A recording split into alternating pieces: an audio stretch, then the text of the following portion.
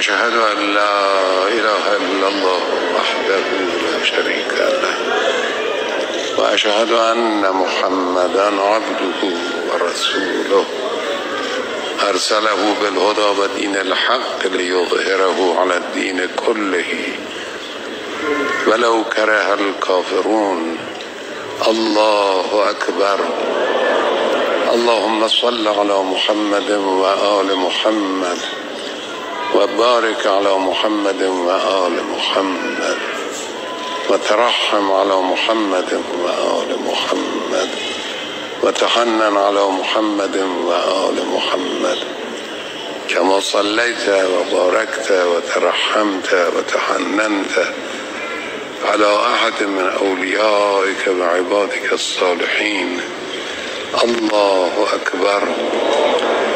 اللهم اغفر للمؤمنين والمؤمنات والمسلمين والمسلمات الأحياء منهم والأموات تابع بيننا وبينهم بالخيرات إنك قاضي الحاجات إنك مجيب الدعوات إنك على كل شيء قدير.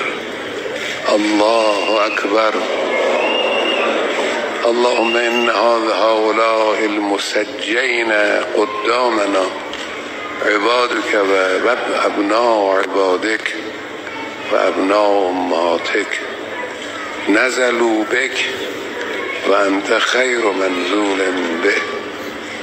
اللهم إنا لا نعلم منهم إلا خيرا وأنت أعلم بهم منا. اللهم إن كانوا محسنين فزد في إحسانهم وإن كانوا مسيئين فتجاوز عنهم. اللهم ألحقهم بالشهداء المرضيين مع محمد وآل محمد. اللهم ارفع درجاتهم. اللهم اجعلهم مع محمد وآل محمد. اللهم بحق محمد وآل محمد ارزقنا ما رزقتهم من رضاك ورحمتك وعافيتك في الدنيا والآخرة.